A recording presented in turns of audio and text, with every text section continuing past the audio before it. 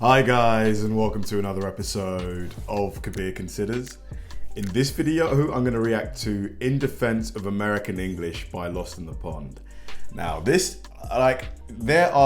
I would honestly wager that 9 out of 10 Brits have wondered why American English changes, a letter here, a letter there. Why didn't you just copy and paste the British spelling for things and make that, the American way? Considering, you guys speak English, English was obviously invented by the English.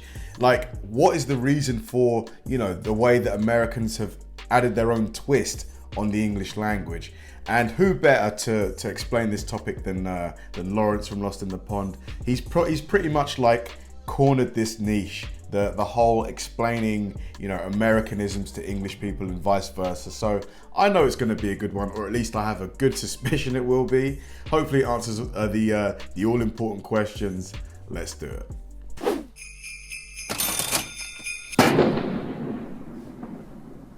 Hello, welcome.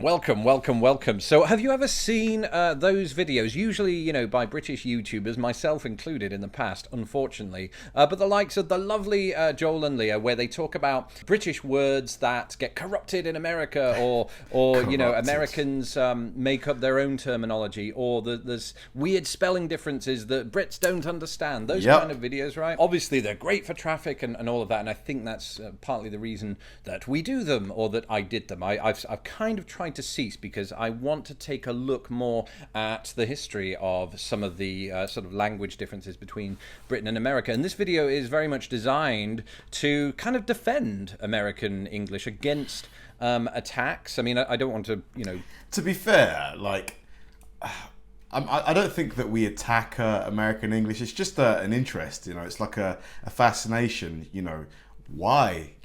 Do you see what I mean? Pin attacks like that on Joel and Leah and those kind, they are being very light-hearted when they do it, and that should be appreciated.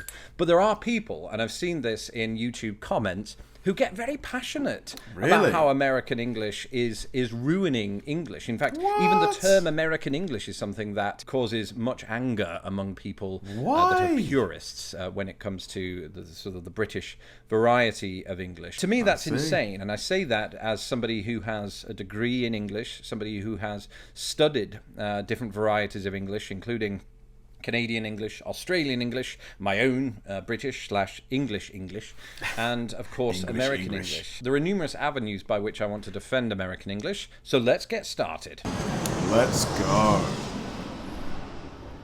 Whenever Brits sort of, level criticism at the word choices of Americans, a lot of the time they're not aware that some of those very words that they're poking fun at were in fact coined by the British. Of course, I've talked about it extensively on my channel, but the word soccer is a fine example of that. So the word soccer was coined in Britain, in England, no less.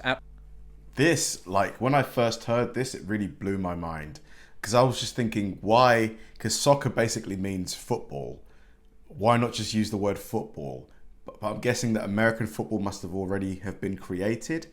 Oxford University, they believe, possibly by the England captain, the England football captain at the time. And it came from a trend of coining words out of longer words and just adding ER on the end. In the case of soccer, it comes from the word association, as in association football. They took the letters SOC from that and coined soccer. It's a good job, of course, they didn't take the first three letters of association and make the word that way. That would have been an entirely different sport. But anyway, so it was coined. We used it right through the 19th century, and it made its way to the United States. It made its way to Australia, which of course it's still there, used there today. So America, by no means the only English-speaking country to use. But I mean, if it's the Brits who invented the word soccer, why don't we continue to call football soccer? Why did we switch over to calling it football? Soccer. And then there was a divergence. There was a divergence between football and rugby football, of course, which were sports that kind of emerged at the same time in terms of the professional associations of them. Right. And so to distinguish the two, they had rugby, and then in England they had football. Well, here in America, that distinction was never really made because, well, there's a huge ocean in the way, and rugby never took off here in the form of rugby. In fact, it evolved into what Americans know today as American football, and that's why that sport retains the word football. Speaking, though, of words that sort of originated in British universities in the 19th century, no less, the word brunch, right? I always thought definitely an American word. It's not necessarily a word that, draws criticism from people. It's a nice enough word because, of course, it encapsulates the quaffing of food. Do you quaff food or do you drink it? I don't know. You don't drink food unless it's... I usually only use the word quaff in association with like drinking, like quaffing wine or beer or something. Brunch was coined in English universities by students in the 19th century, just to, obviously with the same meaning that's intended to this very day. But one thing that should be pointed out is that they went back and forth over brunch and blunch.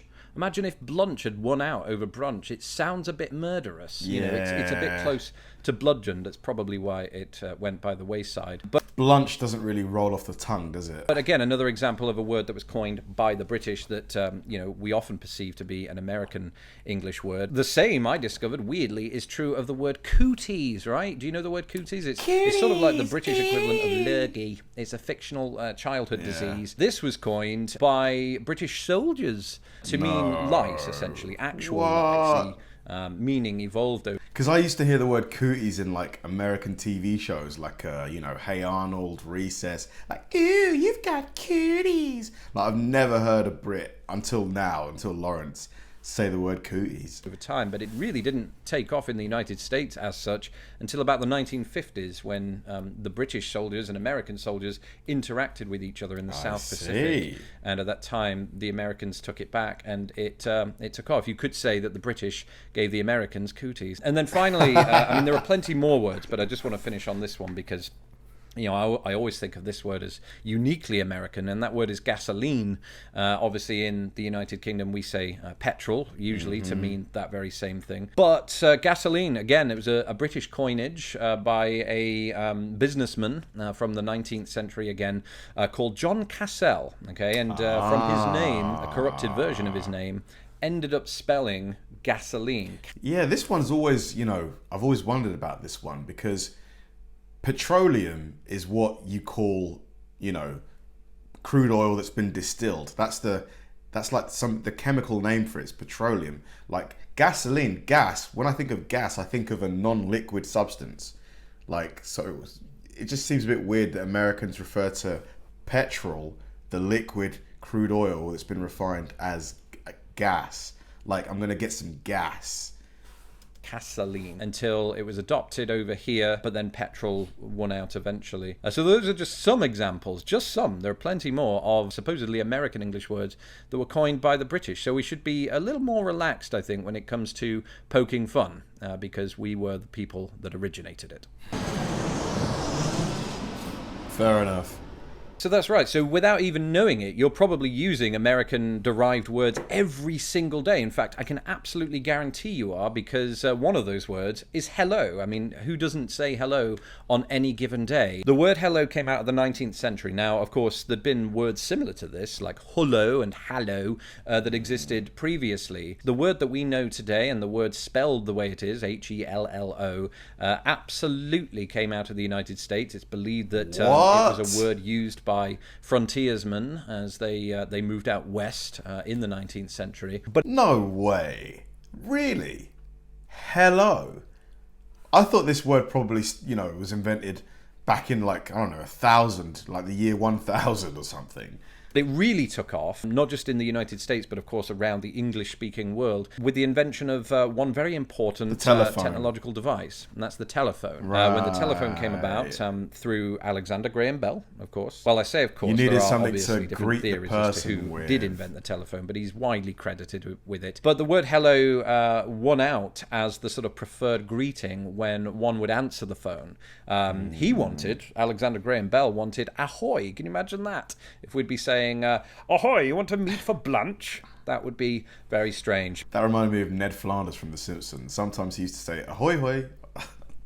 Anyone who used to watch The Simpsons knows what I'm talking about. But another common word that came out of the United States, in fact, I think I've used it in this very video about 12 times, is the word okay. Strangely enough, you'd think that this word had been around for millennia, but no. The word okay, again, emerged in 19th century United States, believed to have been in the Boston/New York area. It came from an acronym for all correct, but they, for some reason, decided to spell all with an O and correct with a K instead of a C, which is one of those quirks. The 19th century in the United States, by the way, if you're ever interested, has a lot of quirks to it, which we may touch on again here in just a moment. And the word was then popularized, actually, through the presidential campaign of Martin Van Buren. It was put across a lot of his campaign literature because of where he was from. He was from a place called Kinderhook, and he was given the nickname Old Kinderhook, so they abbreviated it to OK. Isn't it crazy how these words like that, millions of people use on the daily are just the result of, some guy somewhere, a few maybe centuries ago, just having an idea in his head. I just find that really, really cool. Eventually lost that presidential campaign, but nonetheless, the word did stick, and it, became a big part of the English language. Speaking of presidents, in fact, Thomas Jefferson, widely credited with coining the word belittle. And at the beginning of the 20th century, the word hangover came into use, and believe it or not, it came into use in the United States. And I've often said, if it had waited 20 years, we might not have had that word, because the United States went into the Prohibition era, and drinking or the sale of alcohol was banned. So imagine, British people, a world without the word hangover. That's one I use every day. So I'm not every day. I'm not an alcoholic. And I only started using that word in university, like when I really started drinking properly. I know that sounds really bad, but yeah, like prior to that, I'd never drank enough to get a hangover. Like, plus when you're a kid, like when you're a youngster, like a real youngster, you don't really, oh God, I'm forgetting that in America, you got to be 21 to drink, right? Yeah, here it's 18, but typically you start at 16. And there are some sort of characteristics of American coinages that are quite interesting. For instance, it turns out that America has coined an oddly high number of words that feature consecutive instances of the letter Z or Z, depending on how you pronounce that, such as jazz, snazzy, fizzle, pizzazz. However, England takes credit for coining drizzle because, of course, it does. But there are other bizarre characteristics, and we'll get onto those in just a moment. Great American words. Baloney. Yes, so America is replete with words, and when I say words, I mean fantastic words that... Hold on, baloney's a type of meat, isn't it? I think it's a kind of sausage. Are pretty much unique to the United States. So I talked about, words there that contain consecutive instances of the letter Z/Z. Same with the letter O, such as wang doodle. Look that one up. That's amazing. Boondoggle, doohickey, and doo-wop, right? All the more insane, then, that the British coined cooties. And that's not where it ends. Randomly, you've got a bunch of words, American words, that are unique to America that happen to begin with the letter C, I've noticed. And, those are copacetic, conniption, catacorner, or catty corner, or kitty corner. There's many variants on that particular phrase. Cattywampus. Is that not the greatest... Cattywampus. What the hell does that mean? This word you've ever heard. If it isn't, then there's something entirely wrong with you. So just a brief selection there of American English words that are more or less unique to American English that for me are phenomenal and should go the other way, should cross the ocean and be used in Britain. Oh yeah, the word hell, that's a curse word in America, isn't it? Like over here, it's nowhere near, it's just a normal word. So I feel like maybe I'm using it maybe too much. Let me know. Do I curse too much, guys? Because a lot of the curse words that you guys have aren't curse words here. They're just like normal, everyday words. Because a lot of them sound like they are British. Recently, I found out that the word bumbershoot to mean umbrella, which had been widely assumed by the Americans, actually, to have been a word of British origin. It's a word we barely know in Britain. In fact, was coined in the United States. We, of course, in the UK say brolly. So either way, umbrella has, on either side of the pond, a nice slang term to describe it. Yeah, so America draws a lot of ire for its spelling OUR differences, you know, for incorporating an versus ER spelling on centre instead of RE. But what should be noted is that we, the British, did exactly the same thing with words like November and October that came from Old French that were previously spelled RE. And we just changed that after it came in. The word aluminum versus aluminium is an interesting one. You know, it's often said that, Americans don't know how to spell because they changed the spelling to something admittedly. And some Americans say nuclear instead of nuclear. Nuclear weapon. Nuclear. Rather simple, but in fact it wasn't the Americans. It was Sir Humphrey Davy, an English chemist, who coined the initial spelling. Then others outside of his control wanted to change it to aluminium, and that kind of stuck in England, but it made it over to America as aluminum, and may have been reinforced there later on by a typo, somebody trying to spell aluminium. But in fact, the word aluminium was used stateside, I think, until about the 1920s when aluminum eventually won out. But aluminum, of course, is very much accepted by the main science body. To criticize it is still, it's a very strange thing, especially since we came up with that spelling. Pronunciation. Once again, I could talk about pronunciations until the cows come home. And I'm trying to think what words typically tomato, that's the common one. Tomato versus tomato. You guys say taco. We say taco. What else? Those are the ones that come to mind. There's probably a million more. And the cows are coming home. That's really weird. Get back! Get back in the shed! Yeah. Pronunciation differences are an interesting thing, you know, but they have a historical reason behind them in many cases. So let's take the traditional American pronunciation of the word herb, right? They take off the H, and that's because historically we all did in the English-speaking world. The word herb was, it came from Old French again, and it came from Old French without an H even on the word. It was spelled E-R-B-E. And so everybody was spelling it that way. During the 19th century, though, there was a trend in England, not in the United States, toward seeing H dropping as a kind of linguistic faux pas. It sort of put you at a lower status, class status. And it's quite similar here. Like Cockneys often drop a lot of letters, and they used to be seen as quite low class.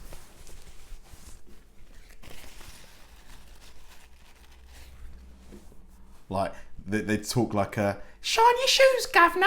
Top of the morning to ya. Do you want some butter from the fridge? It's Tuesday.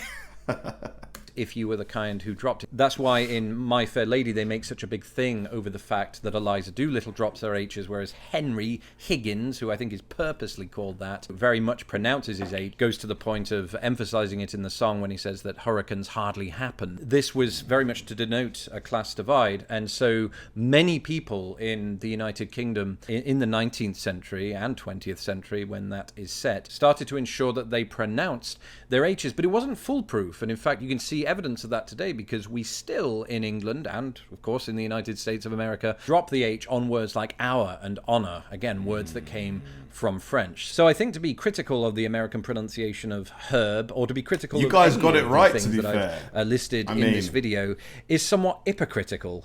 See what I did there? Drop the H where it shouldn't be. Hi, thanks for joining me for day 6 of...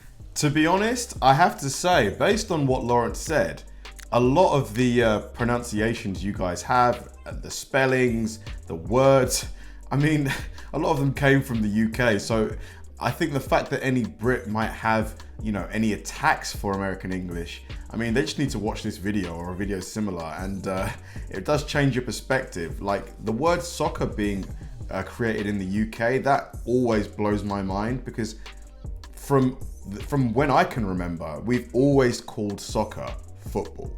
And I thought that because you guys had American football, you needed a different word to separate the two, so you created soccer. If you'd have told me that soccer was created by the Brits, I would have just laughed, but turns out it was. Fun video though, like there's still, I'm trying to think of more words that we pronounce differently. I don't know why my mind's gone blank here. You guys let me know which ones Brits say differently to you guys. We both say brilliant the same way. I don't know, let me know. Thanks for watching guys, and I'll see you in the next one.